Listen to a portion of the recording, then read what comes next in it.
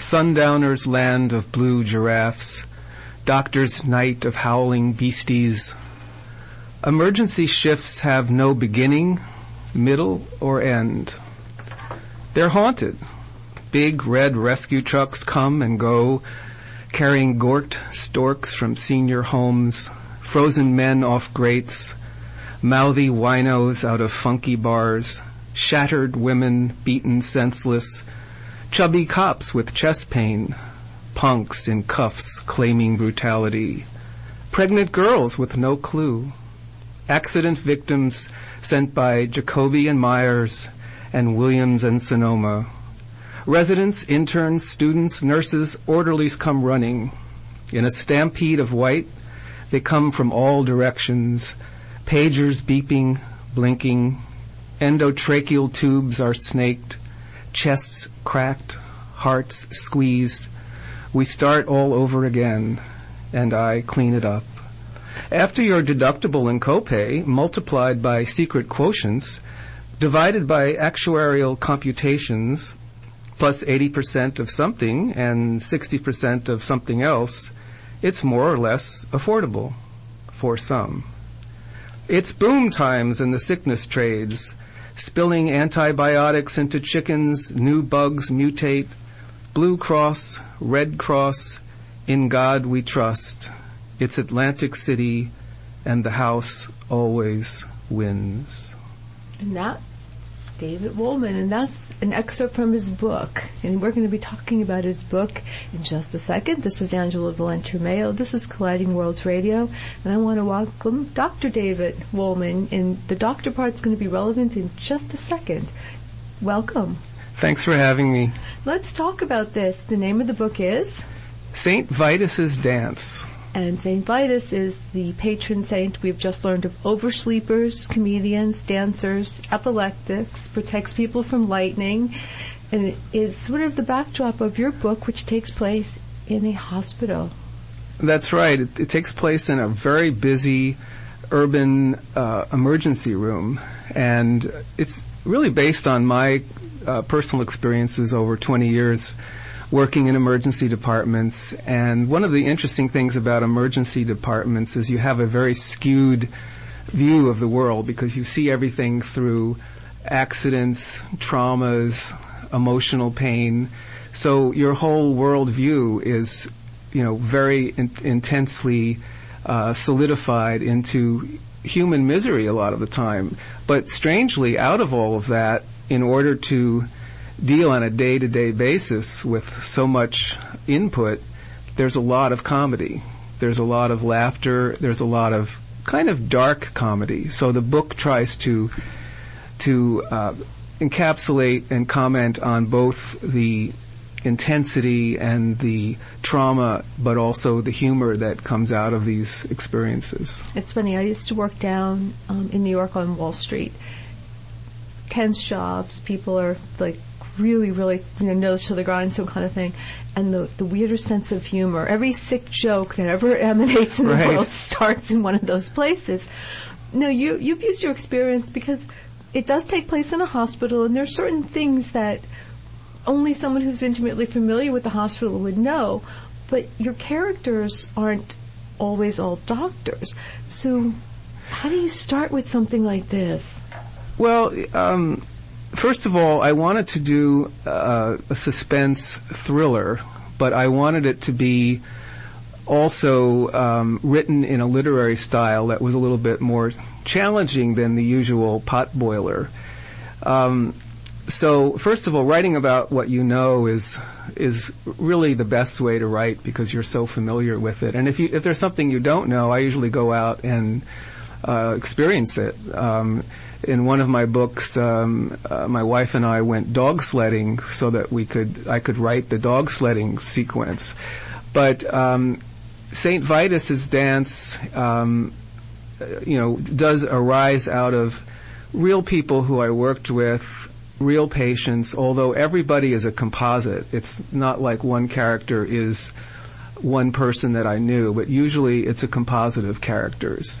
And I would say that in a way, the voice of Boniface Go, who is a borderline psychotic janitor working in the emergency department is in a way reflective of my own fractured view of what it was like, and it allowed me to create a character who could, in his own way, describe the surrealistic atmosphere.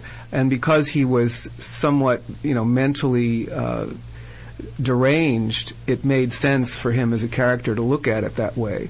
But it was also because of his psychiatric issues. He was also very, very good at figuring things out.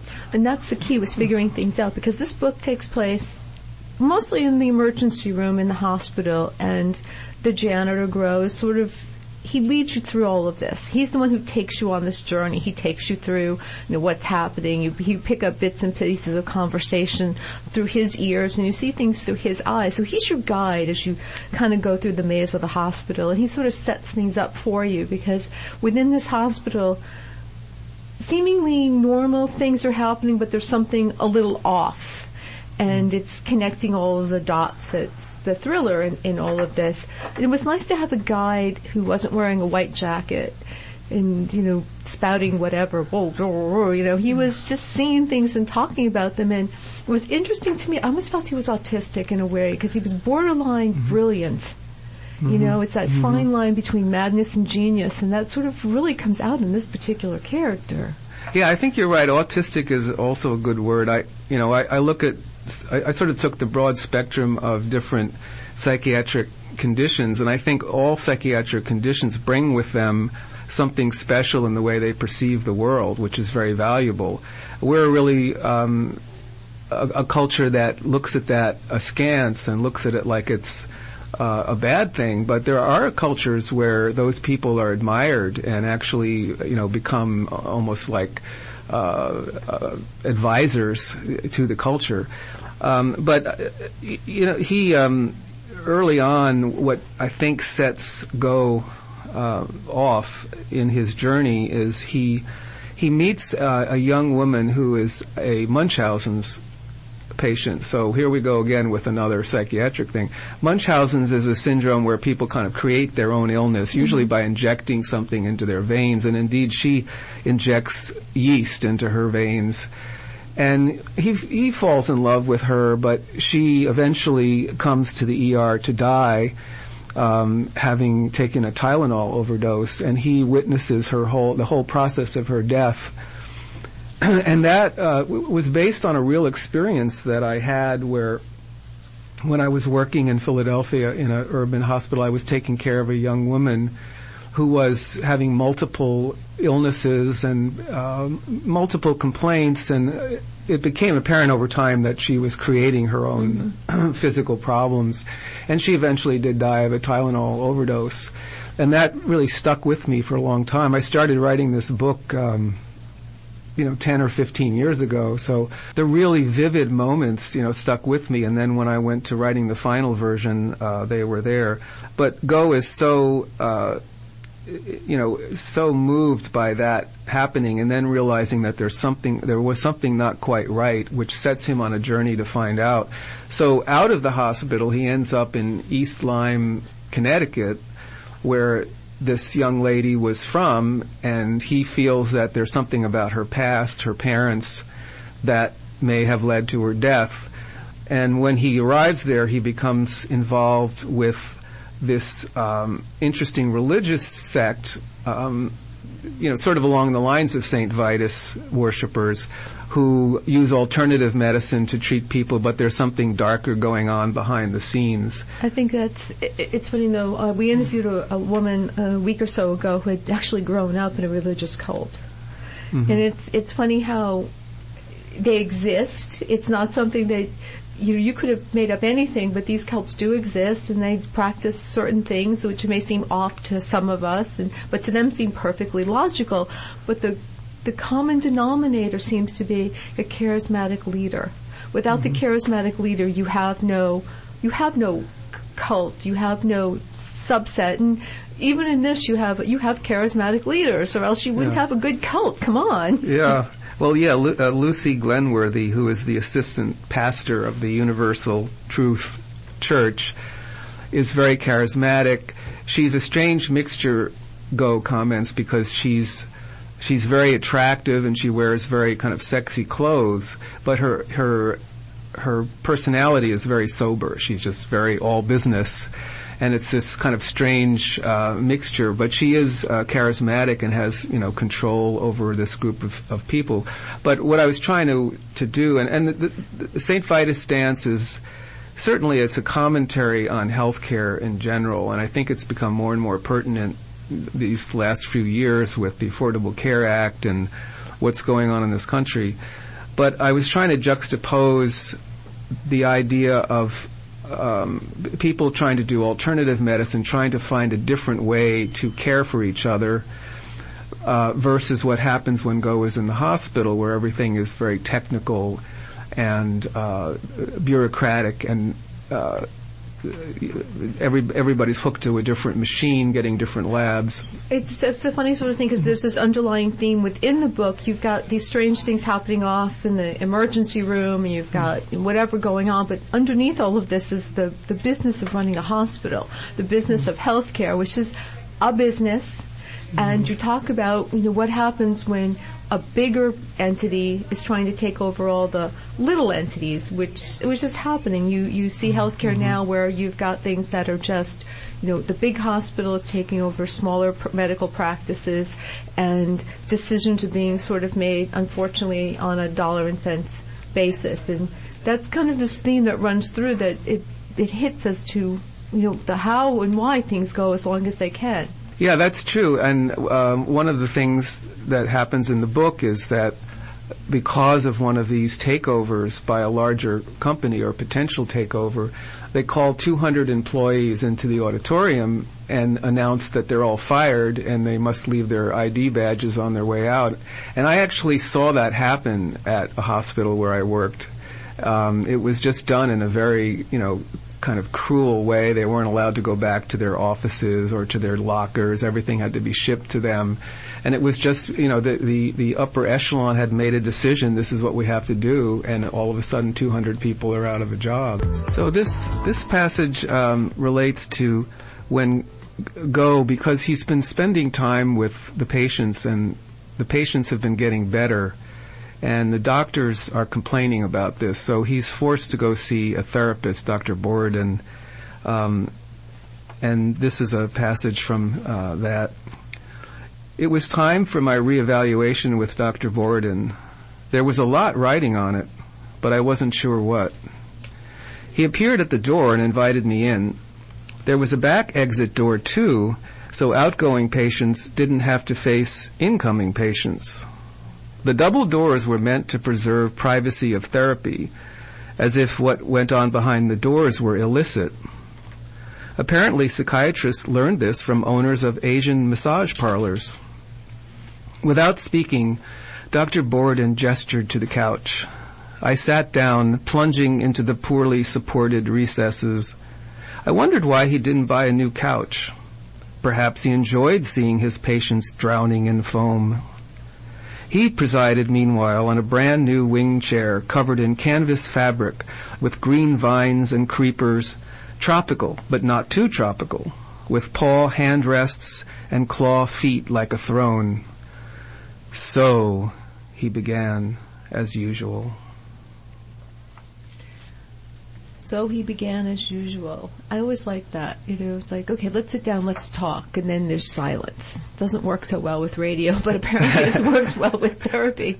So this book that you've written is your latest book, St. Vitus Dance, and it's going to be available through online. Will they be able to purchase it as well at standard bookstores? It's in pre-release now, so it's getting reviews now. It'll be available on Amazon and Barnes and Noble. It'll also be available on my website, where people can buy books, but it'll be available in digital form as well. For all you Kindle people, what your website is up and running now and we're able to take a look at it? It's not quite up yet. It's still in construction. Do you know what the web address will be so we can have it out there for everybody? Well, it's going to be theotherdavidwolman.com. The other David, because there's apparently more than one of you. Yeah, there's another David Wolman who's a writer, so we came up with theotherdavidwolman.com. There's always something, always something. This is not your first book. This is your latest book. Yeah. You've written other things. You've written plays. You've written poetry. You're a writer at heart stuck in a lab coat. Come on. How did this all come about? Yeah, well, it actually makes sense because I found that just writing, which I have done in my life, was kind of isolating, that it was better to have the balance of some sort of day-to-day activity. And somehow I got involved in medicine. I was started as a volunteer EMT on an ambulance squad in upstate New York. You know, I was writing plays and running the New York Renaissance Fair. Oh. And I thought, well, this is kind of fun, you know, riding in the ambulance and picking people up, taking them to the hospital. So one thing led to another. And the reason I went into emergency medicine is because you have a shift. You know, you work your 8 hours or your 12-hour shift and you're done. You don't have much else to do. So that leaves me time to write. Usually I write in the morning, depending on schedule.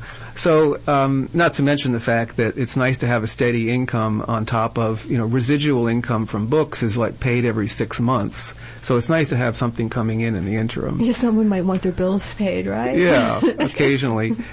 And you know, it certainly has provided plenty of material for me to write about.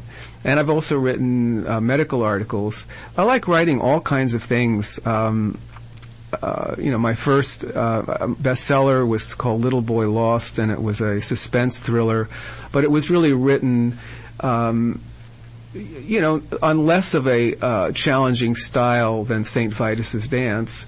And I did Whispers on the Nile, which is sort of an upscale romance novel.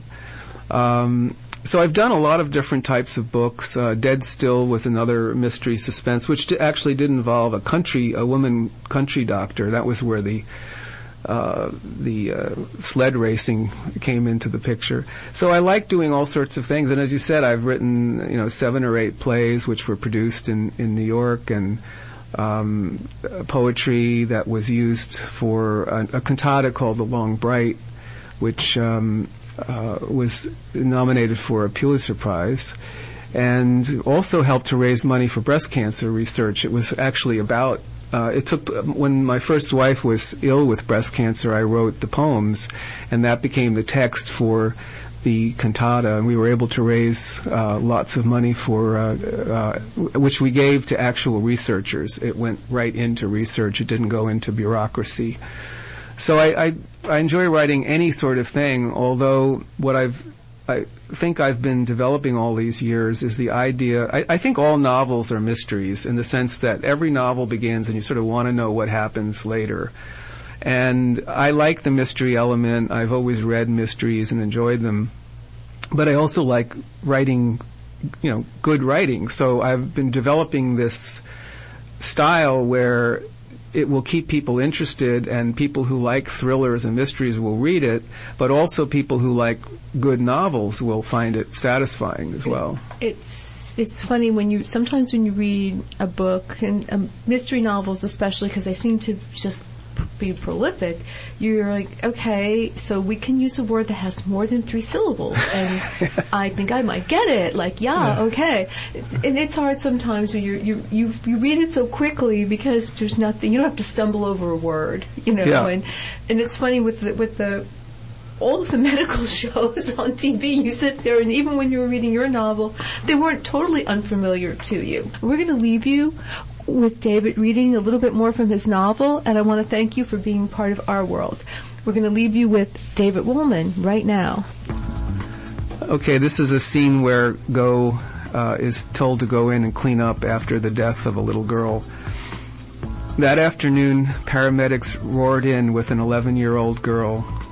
Getting on her gentle horse at camp, the beast stumbled and fell on her. Children are bundles of soft cartilage, fragile little feathers. She'd bled out. She wanted to be a veterinarian when she grew up. When she grew up. When she grew up.